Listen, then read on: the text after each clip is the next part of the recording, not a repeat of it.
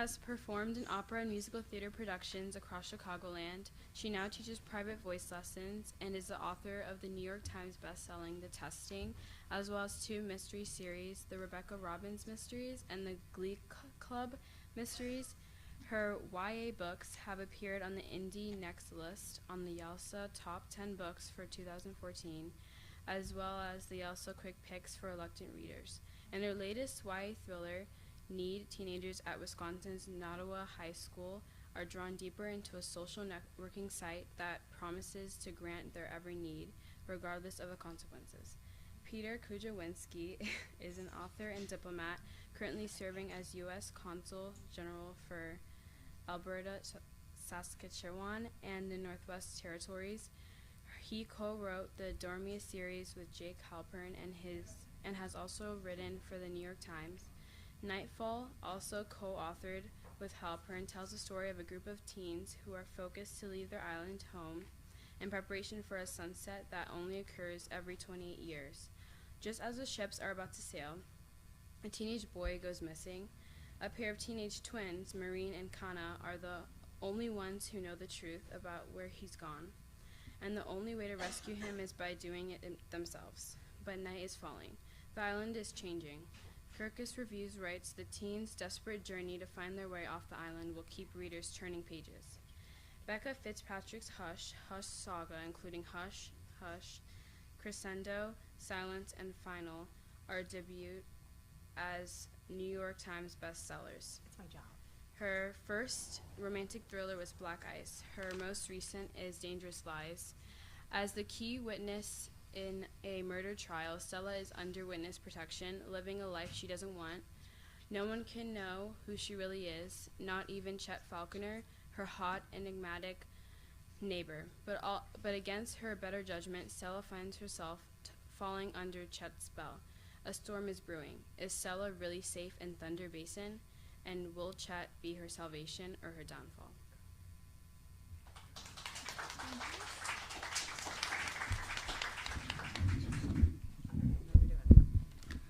He's in charge. All right, so I think what we're going to do is we're going to each present our books very, very quickly, and then we'll just throw it open to Q&A. Does that sound good? All right. Yes, exactly. Whoa. I think I am slowly, by the way, tearing apart this table. He is. Sorry. I'm going to make him weave it back together again for us all. Sorry, Miami Book Festival. All right, so Nightfall is it's a book that is set in an island where there is 14 years of total light followed by 14 years of total darkness. And the book opens at the very end of the period of light, where everyone is getting ready to leave. But instead of just doing ordinary stuff like putting together clothes and suitcases and things like that, they're also being told to do really bizarre things like, oh, you see this water bottle here? You need to turn it 3/4 of a degree. Oh, and downstairs, get this massive box of knives and put it in this mantelpiece. And it's all of these bizarre things that they don't quite understand what's going on. But during all of this confusion, one of the main characters' line goes missing. And the twins, Marin and Kana, think they know where he is. So they go deep into the forest. And they find him, but he busted his ankle. And by the time that they get back, the town is totally empty. And they're not freaked out yet, but then when they go to the port, they see the sails of the boats sailing away, and on the distance they see the sun, which was just a little sliver, descends, and the 14 years of darkness begins. And they're not really sure what to do. They're freaking out this time for good, and they run back to the mayor's office, which has this sign on it. They think, okay, there's got to be a contingency plan, and luckily there's some sort of sign. So they run up to it, and there's only one word written on there, and that word is hide. And so that's how the book begins. And it's basically about being left alone in the dark and trying to escape an island that once was your home and now is anything but. Wow. Okay. Hi, everyone. Are we having fun today? Avoiding the rain? Sort of. Anyone have really big hair? I do. It's amazing what Miami does to my hair. I'm looking more like little orphan Annie at every moment. Well, my new book, Need, is about social media. How many of you guys are on social media? Well, come on, there's got to be more out there than that. Like, nobody's willing to admit. How many of you guys, okay, put your hands down. Who's on Facebook? Okay, who has Facebook Messenger out of those people on Facebook? Do you actually know that Messenger tracks your location and sells it? And that you said that's okay? Just checking. How many people are on Twitter? I am. I love Twitter. I mean, I'm on Facebook too. Hey, Twitter. Instagram? I can say now we're getting like the people in the middle. Yes. Snapchat. Okay, if you're on Snapchat, keep your hands up. How many of you guys actually, if you keep your hands up if you think the picture and the conversation goes away after the time frame? There's a few that are like, I see they like the hands slowly going down on the question. By the way, it doesn't. You can't see it, but it's out there for forever. When I was looking to write a new book, I was on social media and saw all of my friends behaving in totally really wacky ways online that they would never like do in real life. Do you guys have those people? Like where literally they post something online and you're like, you would never say this in real life. What are you doing? And like their name appears next to it. And I'm like, wow, what would you do if nobody knew who you were? Because this is what you do when someone does know who you are. These are also the same people that like clicking on all the free links. Like get a free trip to Disney and they click on it thinking they're going to and then they get hacked. And like I get an email from them saying they're trapped in Istanbul or something and like, you know, they need me to send $5,000. And then they apologize. Sorry, I've been hacked. I changed my password. It wasn't me. And then like the next week they're clicking on the next free link. So I started looking at all that and I started wondering, wow, you know, I wonder what people would do really if there was a site out there that did promise them things and allowed them to be anonymous. Like what behavior, what would happen there? Because like with Facebook Messenger, I saw a lot of people like saying, I'm never going to do Facebook Messenger. Like they were sharing that for a while. Don't do Facebook Messenger. It's going to track you and it's going to share your data and it's going to send like, you know, sell your information as to where you are. And one by one, I've seen all of those people download Facebook Messenger. Like it becomes, well, everyone else is doing it. I have all these messages that I really want to see. And suddenly they don't care about their privacy being invaded. So I started wondering, okay, they're moving the line in the sand. At what point will someone stop moving the line in the sand? Will it be before they go over a cliff? So I wanted to see. So Need, I created my own social networking site. And it's a site that's only for the kids in like a high school. So it seems safe. Like now we're like in Facebook, like where you have like an account that's supposed to be where only your friends can see stuff, or like a little locked Instagram account. It seems safe. So it's only for the kids in this high school. It's invitation only. And it asks one question. It asks, what do you need? And it gives you an opportunity to get it for a price. And at first the price doesn't seem so bad. They're just asking people like, you know, hey, you want that iPad? Invite 5 of your friends to the site. And as soon as they say yes, you can have it. But once everyone's invited, they start upping the stakes. And nothing seems so bad. I mean, just deliver a box or post something online and nobody knows it's you. Why shouldn't you do it, especially if you really want what it is that you say you need? So at what point would you say no? At what point would your friends say no? What would they do if they thought nobody online knew it was them and they could get something they think for nothing? How far would you go to get what you need? And that's what the book's about. My main character is Kaylee. She does need something. Her brother has nephrotic syndrome, which means that he has an autoimmune disorder that can cause kidney failure. He needs a kidney. She doesn't think a social networking site can get it for her, but why not ask? Everyone else is doing it. At a certain point, though, she realizes what might be required of somebody in case like she really wanted that kidney for her brother. And it starts becoming, have you ever asked yourself what's behind those social media sites that you're on? What do they really want from you and why is it there in the first place? It might be fun for you, but is there something else behind it? And how far will they go in order to make sure they get what they want from you? So that's what that book's about. And yes, I'm still online even though I've done all the research and I'm creeped out. And what does that say about me? Oh, and I'm sorry. I've totally freaked Becca out over here, so I'm going to like turn the mic over to her and her new friend, the potted plant. Hi, guys. So I am really flattered to be on this panel about thrillers, even though I write romance. They are thrilling romances. Apparently they're thrilling romances. I guess what I'll talk about is, well, since I do write romance, I guess I'll tell you guys how I came to write romance in the first place. So when I was in the 3rd grade, I watched a movie that changed my life. If you're in the audience and you are under 30 and you've heard of the movie Romancing the Stone, I want you to raise your hand. Under 30. Well, she just wants We'll to know get if to anybody you. else knows this. Okay, so nobody. No, do we have someone? You've seen Romancing the Stone? Okay, that, we'll count that. You've heard of it. That counts for something. Okay, now for the people who are over 30 who've seen Romancing the Stone. Okay, for those of you guys who have not seen it, it's amazing. You have to see it. It's a classic 80s movie about this woman who's a romance writer, and she lives in her apartment in New York City writing her romance books until one day this treasure map arrives in the mail, and she discovers that her sister's been taken hostage by bad guys in Colombia, and they will release her sister if she will give them this treasure map. And so she flies down to Colombia to rescue her sister. But while she's there, she ends up using the map to hunt for treasure, and she falls in love with a tall, dark, and handsome man. Well, when I was in 3rd grade and I watched this movie, I went up to my mom afterward, and I remember she was in the kitchen making something, and I said, You were watching this movie? yeah, she did. Maybe we were a little liberal, I don't know. But I went up to her and I said, Mom, I'm going to be a romance writer when I grow up, because I thought all romance writers fly to Colombia to rescue their sister, hunt for treasure, and fall in love with a handsome guy. So it seemed like a pretty good gig to me.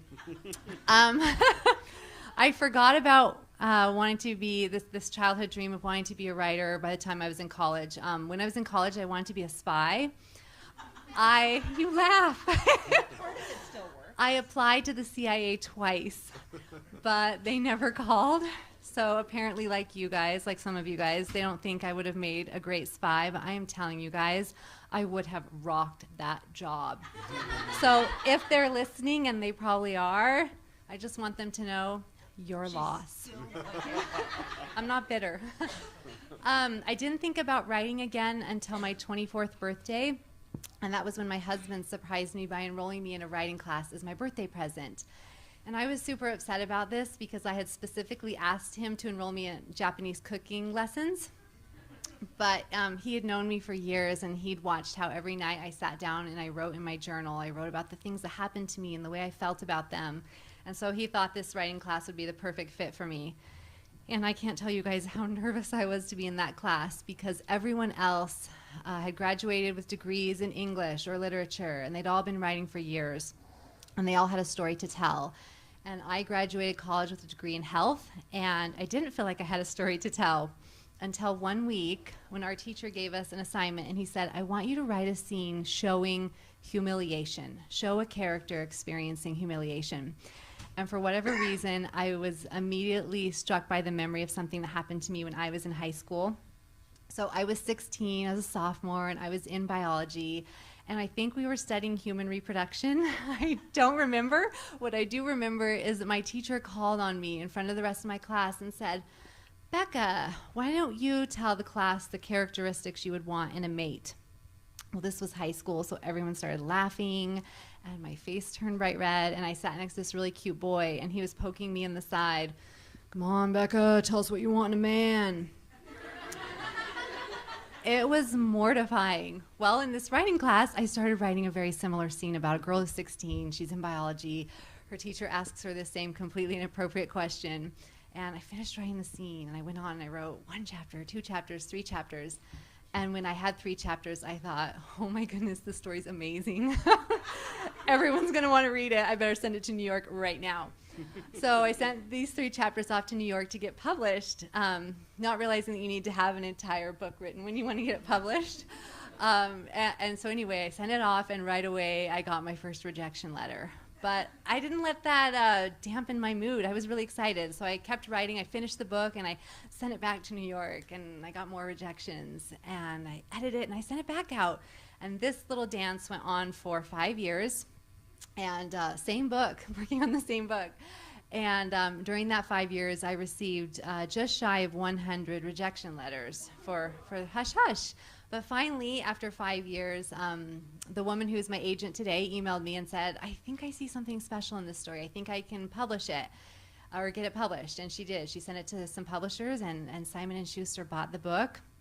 And I think if there's a moral to this story, it's that persistence pays, like having a dream and setting goals and not giving up on that dream. I think the other moral of this story too is that a lot of times we see a book that becomes an overnight success and we think, wow, like this book just came out of nowhere, overnight success, insta success, but we're not seeing the years and years of rejection and hard work behind the scene that got the person there.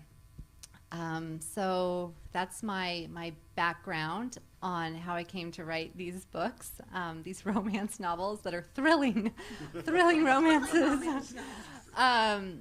And something else I guess I wanted to say is, well, first of all, do we have any writers in the audience? Okay, so we've got some writers. That's awesome. So one of the things I've found that's really helped me with my writing and has been a big help to me is, like I mentioned, my husband gave me this writing class because he saw me writing in my journal, right? Well, I started writing in my journal regularly when I was in middle school, and I did it all through middle school and all through high school. Well, I have a few from when I was like in 3rd and 4th grade, and every line was, today I played with Barbies. But when I started actually keeping a real journal was middle school. And I did that almost every single night. It was more important to me that I write in my journal every night than it was I get my homework done or that I get enough sleep, all of those good things. And now, I'm so glad I did that, because now that I am a professional writer, can we call ourselves professionals? I can go back, since I write for teens, I can go back to these journals that I kept when I was 14, 15, 16, and I can really capture those emotions that I felt as a teenager, you know, falling in love for the first time and having true heartbreak for the first time. And all of my books the initial seed for the story came from something that happened to me when I was in high school. So like I mentioned, the Hush Hush, my first book, is the first scene was this girl in biology, and her teacher asks her, you know, what do you want in a mate? Well, I was writing my second book. I've probably been talking for a while. How long are we? I'll wrap this up real quick. I will say I suck at romance, so I'm having a good time listening to this. I can't do it at all. I was going to say, I don't know that I'm that good. My publisher was like, stop. What I was going to say about Crescendo is I was writing this scene where the main character, Nora, and her best friend, V, they suspect this guy, Scott. Has anyone read Crescendo in the audience? Okay, we have a couple people. So there's this scene where Nora and V suspect that there's this character, Scott, that he's a really shady guy, that he's this bad guy, and they want to find evidence proving he's bad so they can, you know, share it with the world. We know he's a bad guy. So they hatch this plan to go into his bedroom when he's not home and like snoop around and find this evidence. Well, as I was writing this scene, I knew that Scott, he's not a dumb character. He's going to find these girls in his room, and he's going to be furious. And I wanted the girls to be able to have a way to get out safely. And I'm like, oh, how am I going to do this? Well, as I'd written the scene, Nora and V had gone to this fast food joint before going to Scott's house. And so I was stuck, and I went back to my high school journals, and I was trying to, like, you know, get some inspiration. And I came across this scene when I was in high school involving me and a hot dog. And that story is this, and I put it in my book. So when I grew up in Nebraska, but my senior year of high school, my family moved to Idaho. And there was this tradition in Idaho, when you wanted to ask someone to a school dance, you had to do something spectacular to ask them. You couldn't just call them up on the phone and be like, hey, you want to go to the dance? So for example, I had this friend, he wanted to ask a girl to the dance, and so he went into her house when she wasn't home. And he went to her bathroom, and he filled the bathtub with water, and then he put all these goldfish in her bathtub. And then he hung a sign on the wall that said, out of all the fish in the sea, you're the one for me. Will you go to the dance with me? Oh, the romance. I can't do this. I kill people. I can't do this. So anyway, these are the kinds of things, these promposals that you had to do to get someone to go to the dance. Pressure. Oh my gosh, so much pressure. Huge pressure. Well, there was this boy I really wanted to ask to the dance, to Spring Fling, and he was tall, and he was nerdy, and he was smart, and he was perfect for me. But my friends didn't want me to ask him. They wanted me to ask Bo. Bo was this super cool, athletic, popular guy, and I didn't think there was any way that Bo would go to the dance with me, so I said, no, guys, no, I'm not going to ask Bo. But they assured me that they had this really awesome way for me to ask Bo, and there was no way he would say no. Well, the really awesome way for me to ask Bo was to get this hot dog and put it on a bun and put ketchup, mustard, and relish, and then put a little toothpick sign in the hot dog that said, Bo, don't be a wiener, go to the dance with me. And I said, no, you guys, like, I can't do this. But they convinced me it was a good idea, and I succumbed to peer pressure, and I decided to do it. So we got the hot dog ready, the bun, all the condiments, and the little sign, and then we ran over to Bo's house, and we left on his doorstep, rang the doorbell, and ran away.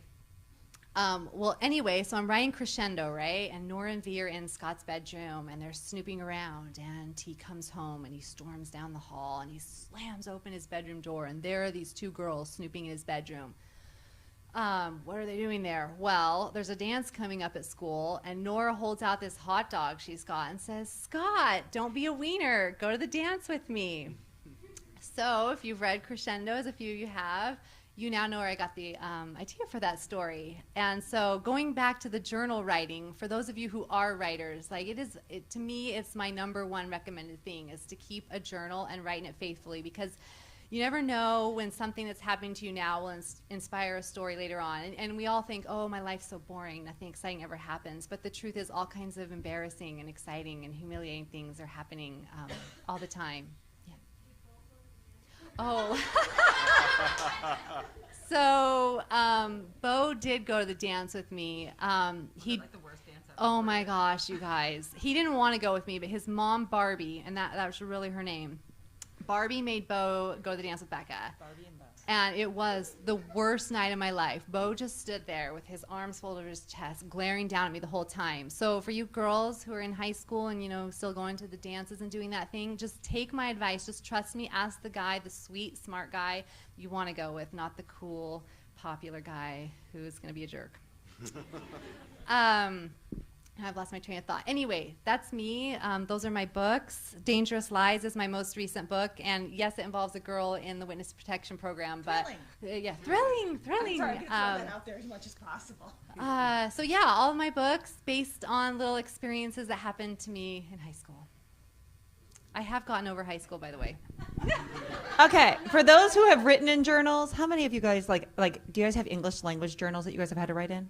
Anybody had to write like in English language? How many of you guys, like anyone else, like besides me, hated writing in that journal? Because I'm envying her now for her journal writing because I can't do it at all. Yeah, I sucked at all the topics. Like I was bad at it. And yet I write now. I'm making it sound really good, don't I? Okay, never mind. Well, hey, we're going to open it up for questions, I think. Because we're willing to like talk about whatever you guys want to talk about, which could be dangerous here. Yeah? Dun, dun, dun. You're going to have to answer this one. I'll hold the mic for you. Okay, because I won't give it back. So, sorry, who was asking the question? Favorite character? Well, Patch. I based him on a guy I knew in high school.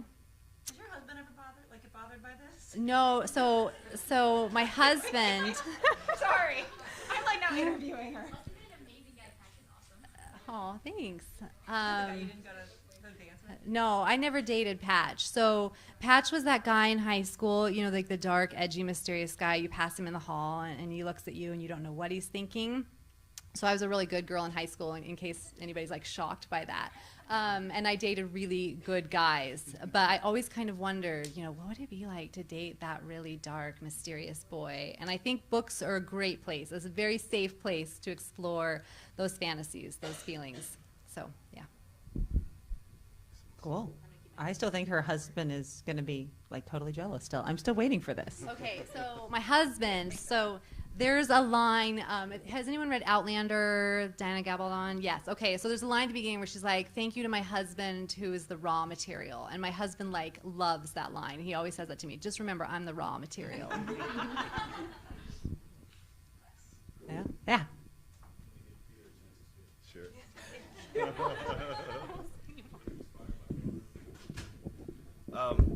No, you know what? I was actually, I was for the book itself. I was inspired by definitely my experience when I was a kid. I mean, when you're a kid and you are afraid of the dark for the first time, and you really kind of, it's kind of a life-altering experience. I mean, I was. It happened to me when I was like 5 years old, and I was driving this big wheel, and I had just learned. Driving at 5. Hey, when you're 5 years old, you drive big wheels. You don't pedal them because that's not cool. You drive them. I know I'm going to stick to it. So I was driving my big wheel, and my legs. You have shades in my mind. That's right. And my legs were finally long enough to actually do it. And I was going down this long alley because after dinner, my parents and I would have this thing where we would just, have this nice little after dinner walk. And I was really excited by being able to go fast. And I remember turning the corner, and I had done this for like 2 months straight. And I was waiting for my parents to come. And a minute passed, 2 minutes passed, and then they weren't there. And I remember like looking back and not seeing them.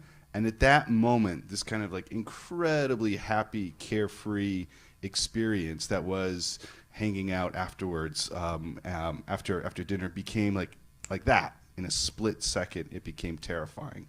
And it happens to us all the time. Like, I'm sure a lot of you have had experiences where it's like 2 a.m. or 3 a.m. and for one reason or another, you don't quite know why, but you just wake up. And your room, this is your bedroom, where like you're probably as cozy or as comfortable as you're ever going to be, right? For some reason, because it's dark, it feels different. And that's this experience that we were trying to channel in the book. It's like the main characters here, they have grown up over 14 years of total light. The sun has never set at all, and then suddenly the sun sets, and everything about this place is totally different. And the whole concept of like years of darkness and years of light, obviously that's made up, but it's also based on my experience. When I was up in Canada, part of the territory that I covered was the Northwest Territory, which is this incredibly crazy area way up north, past the Arctic Circle. It's 3 times the size of Texas, and it's a population of like 40,000 people. And way up north there in this area called the Beaufort Sea, it's part of the Arctic Ocean. It's so far north that from mid-June to mid-August, it's 24-hour day. The sun never sets. It just kind of like rotates like that above. And then in the wintertime, from like right around now, from the end of November to mid-January, the sun never rises. And just that sense, and I remember going up there and talking to some folks, and especially people who had grown up in the type of day-night transition that we know of. And they said it's not the cold that got them, and it's pretty cold up there. Like right now in this town called Tuktoyaktuk, which I visited, it's a high temperature of minus 18 degrees Fahrenheit, which means that when you spit, your spit turns to ice before it touches the ground. It crackles. It's crazy. But it's not the cold that really gets them. It's the fact that you can't see the sun. And it's just like, and so it was, playing with all of these different ideas, but it's all, as you were saying, Becca, I mean, it's all based on kind of, at the core, it's based on stuff that you experience or that you think about. And yeah, even though this is fantasy, it's 14 years, it's way up, it's made up in many ways. It goes back to when I was 5 years old, and I have this, like experience of really experiencing fear through darkness for the first time. After what? Did you find your parents? Oh. She's still thinking You know you're what? a 5-year-old with the shades somewhere. Well, as I was driving along. You know what? It was. I think about that now, and like to me, at that time, it felt like a half hour before I saw my parents. But I was talking to my mom about this just a couple months ago because I was telling her that was kind of the inspiration. She was like, "We didn't see you for like 10 seconds."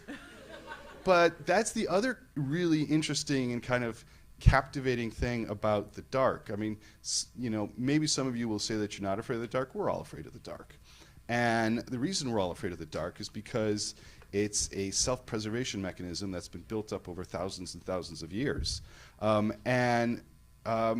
Partially, it's just this sense that, like, you don't quite know what's happening. Like, your sense of time is distorted. Your sense of place is totally distorted.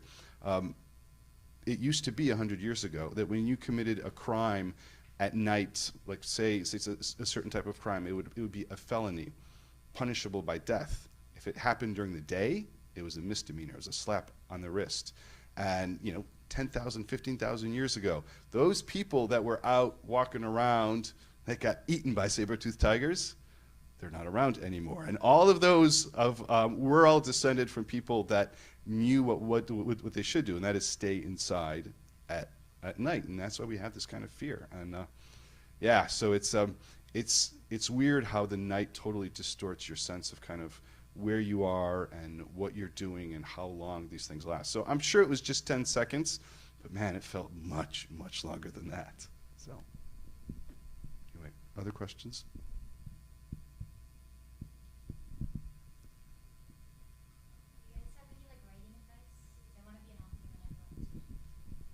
Oh, you can start. You can go down the bowl. She's All right. got lots. Writing advice. She wins. I would say definitely writing every day, writing in a journal.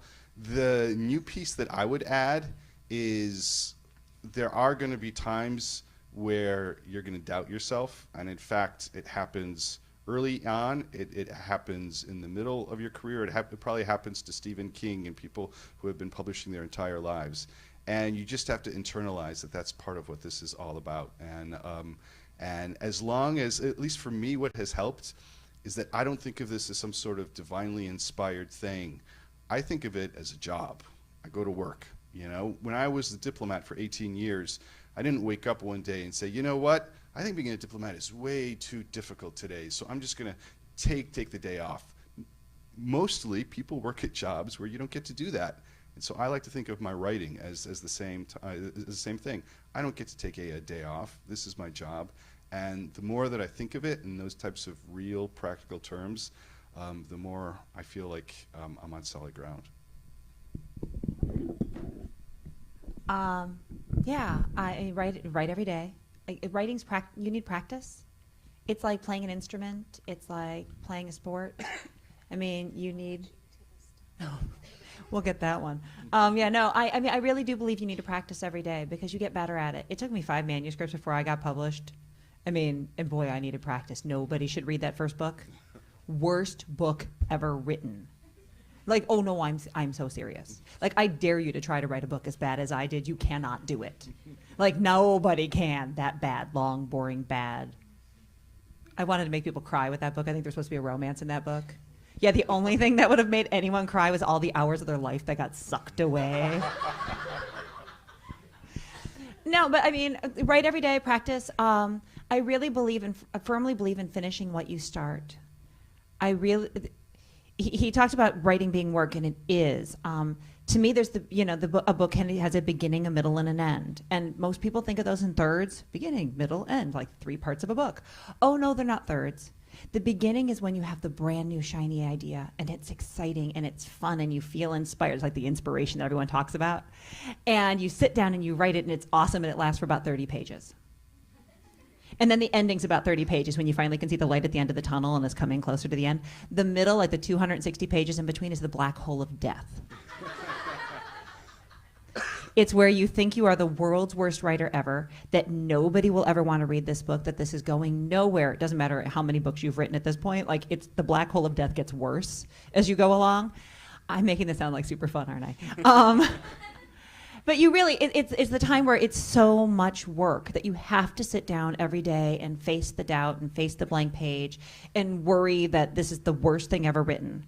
And you have to do it because guess what? If you don't, there's always a bright and shiny idea that's there that's going to taunt you and say, oh, you should write this instead. It'll be so much better. But it's only going to last for 30 pages again, and then you're going to hit the black hole of death again.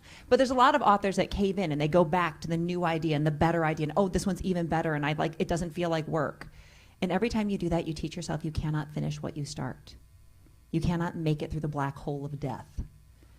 And the black hole of death will be there all the time. Yeah, I was telling Becca that for me, I write when I'm on tour even, and I've been on tour for the last almost 3 weeks.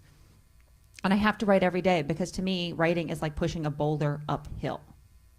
I inch it along bit by bit by bit. The minute that I stop trying to inch it along, it rolls backwards and rolls and flattens me, and I end up all the way at the bottom of the hill, bloody and torn apart.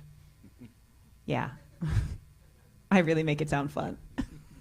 But no, write every day, write to get to the end.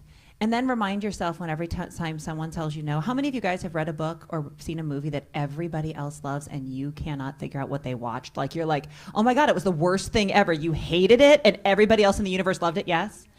Whenever somebody tells you something that you're not good enough or it's not that great, remind yourself that maybe you're just that book for them. And for every time that there's a book that everybody loves, there's another book that somebody else needs, and somebody else, you might be the book that is the book that somebody who hated that book, they're going to love this one. So never let self-doubt get in the way. I would say get to the point where you can share your work with other people. Join a writer's group if at all possible. I found that when I joined my writers group, I kind of thought going into it that, I don't know what I thought going into it, but what I discovered, I lost my train of thought right there, and I just gave myself away. But what I learned from that experience was that when I read other people's stories, I could tell what works and what doesn't. That was what. And that was what made me, I think, improve as a writer, was reading things that were boring or that didn't make sense or whatever. So yeah, join a writer's group. It can be online. Mine, I had online groups, I had in-person groups. And I remember my first in-person group, I was terrified. I actually ran, I left. And my friend who's on Twitter, she was tweeting about this a couple weeks ago, but everybody was taking turns reading their stories and they were all so amazing. I was getting more and more nervous as my turn was approaching because my story was so bad. And so right before it was my turn, I said, oh, I just remembered I have to go nurse my baby at home, so I need to leave, which was only funny because my son was bottle fed, but I was like scrambling for an excuse to get out of there. But get to that point where you can share your work, because that's how you improve, is by getting feedback from other people. Next question. Next question. Yeah.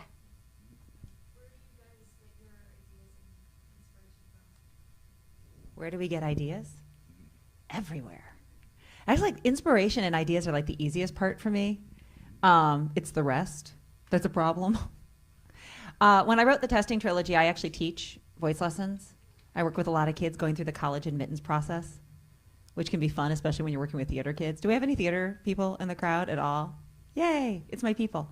Some theater people are more dramatic than others. I can say this because I was a theater person. And I had a really dramatic theater kid who had a meltdown in my living room during the college admittance process, like worried that she had picked all the wrong audition material and that she had done like the wrong schools and she'd ruined her life and she didn't smile enough at the people when she was at the auditions. Because like when you're auditioning as a music or theater kid, you don't have to just get accepted to the school with your grades. You have to get accepted into the program with your audition. And the top program sometimes will have like, 600, 700, 800 kids auditioning and they accept like 20. Like serious like meltdowns. And she had a meltdown in my living room and she was worried about how bad it was. And I told her, don't worry, the process is stressful. It's the most stressful I've ever seen it, but it's all going to be okay. Yeah, she didn't listen to it's all going to be okay. So it became, oh my God, if it's this stressful now, what's it going to be like when my brother goes to school? I told her it couldn't get worse. Then I wanted to know what would be worse. Because that's like what the really nice teacher does, is you take the most humiliating moment of a student's life and you turn it into a book or a series. Score. But like that's where or I look at the internet and I say, wow, I wonder what could be behind something like that. That's kind of creepy. And then you read the terms and conditions on the internet site and you're thinking, wow, who ever like agrees to this stuff?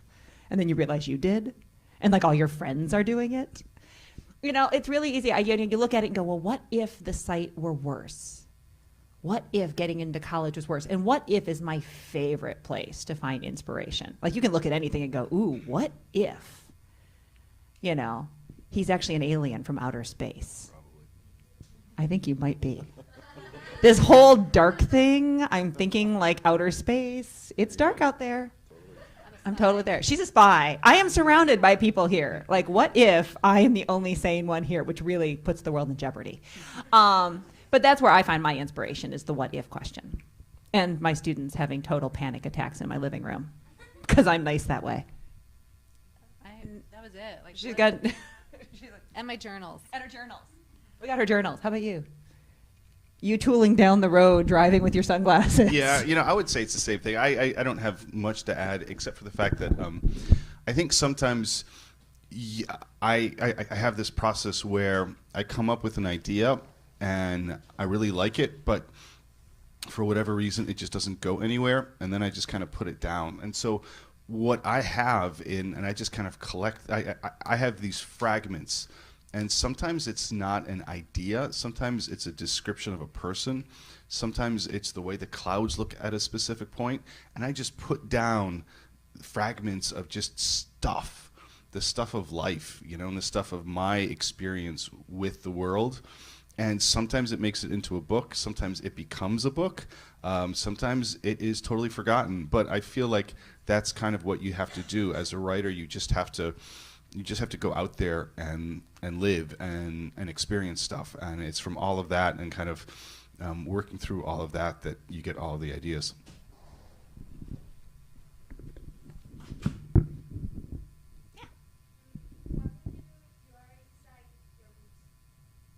I'd die. What would we do if we were inside our books? Yes. That's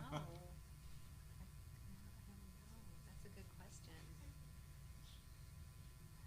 Steal the cute boy from the heroine and The guy, she wouldn't have given the hot dog to somebody.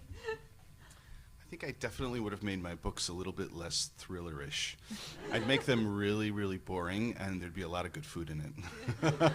So if I knew I was going to make my books, I would just, they probably wouldn't be publishable because I have a very low tolerance for like stress and fear and all that kind of stuff. Yeah. If they made a movie about your books, would you change anything about the movie that would be in the books? No, but I'd be in it.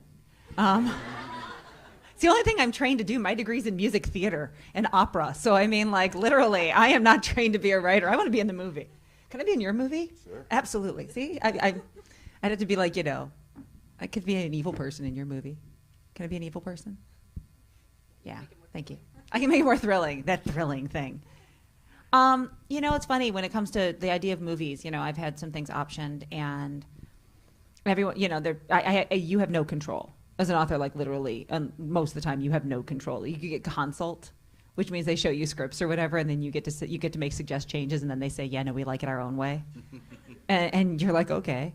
I wouldn't change anything only because the story doesn't belong to me anymore. It belongs to you. I mean, it is what it is. It's no longer my story. It's the reader's story. So to me, I wouldn't change anything because it doesn't belong to me.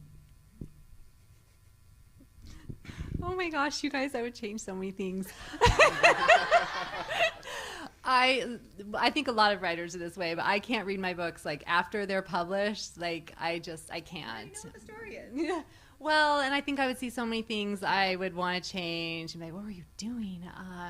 So yeah, I would.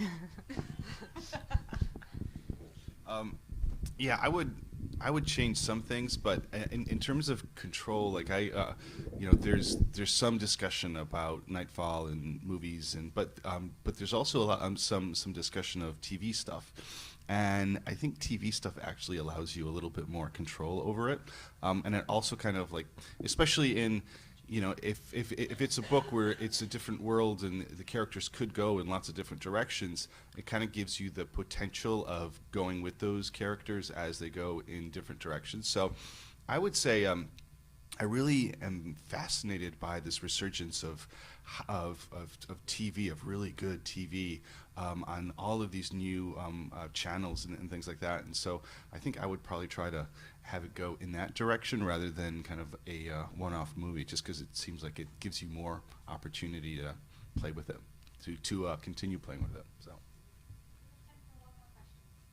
Best question ever. No pressure whatsoever. I think your hand was up? Yeah. I was wondering, for those that write series, when you start the first book in the series, how much of it do you have mapped out until you get to the storyline? That was a good question. Yeah, that's a good question. The answer, at least for Jake and I, is not at all. Because we're writing the second book right now, which is not a sequel. It's a standalone, but it's set in the same world. And literally, in the last week, we've come up with this idea to link up basically the first and second total standalone books into the third book, where the characters would actually meet for the first time, and we just came up with this. And I mean, we were writing Nightfall 4 years ago. So, you know, I think it depends. Some people have this incredible vision, and it's laid out in 300 pages outline, and I think that works very much. I think ultimately, in terms of a series and where things would go, like, most of all, you've got to have the excitement about it. To me, that's much more important than planning anything out. Like, you've got to really feel that kind of creative drive to want to go in different places, because otherwise it definitely just feels like work. I thought the testing was going to be a standalone when I started it, so that'll tell you how far I think in advance. I come up with an idea and I write because I want to know where the idea is going. I never had the creative writing class or the English class in college, so maybe I would do it differently if I did, but I write like a reader. I write to find out what happens next. So in the testing, there's a guy behind a fence at one point. I had no idea who that guy was when he showed up. Turns out he's super important to the entire series. I had no clue. I'm not very bright, but I write to see where it goes. So I think my editor would prefer if I had a clue. I think I might prefer, because it would make the blank page way less scary when you sit down to actually know where something's going. But I can always tell when something's going well, because the next day I'm really excited. Even if I'm totally feeling stupid because I have no idea what's going to happen next, I really want to know. So at least then I know it's going well. But yeah, I have no idea. Go fig. Planning ahead, girl? So, like Joelle, I sold my first book, Hush Hush, thinking it was a standalone, but my publisher wanted a sequel. And so, you know, I had to plan that out, and we had to go back and change some things in Hush Hush so we could make sure there was stuff for the second book, Crescendo. And then I didn't, you know, again, you're thrust into this world of being a professional when really you don't have the training. And so I finished writing Crescendo, and it ended on a cliffhanger. So then I was like, oh gosh, I guess I have to write a third book. And I just was kind of feeling my way along, like not really knowing what I was doing, which my last 2 books have been standalones, and there is a reason for that. I really enjoy just sitting down and plotting out one book, and I know the beginning, the middle, and the end, and I don't have to worry about taking the characters on this 4-book journey or whatever. But I've told myself if I ever do write another series, I will. I am just going to be religious about it. I have to have at least some idea plotted out beforehand. Are you writing the series? We have a trilogy, and much like you, we didn't, from our publisher, we had to give an outline for all 3 books. Okay. Quite frankly, I hope they never look at it. Oh, they don't. The second book has already been released and just about to release, and the third book has nothing to do with the outline that we submitted, but it's just where the story wanted to go, and so that's kind of how we did it. My story just wanted to go somewhere too, and there are lots of errors in it. Yours won't, I'm sure. Yeah, no, they don't look at that, by the way. I assure you, I turned in blurbs about what I thought maybe books 2 would be, 3 would be about when we sold the testing. And I think by book 3, when they sent me it, goes, hey, you might want to look at this again in case, like, because they were looking to do cover copy, and they're like, yeah, things have changed a great deal since then. I'm like, yeah. Like, nothing about it even remotely seemed familiar to me at all. So, yeah, they don't look at it. They totally forgot what I turned in until they looked at it, like, later for cover copy, which is good. We like that they have short memories. Thanks, everyone. Thank you. I need a picture with a 5-year-old fooling around now. That's right.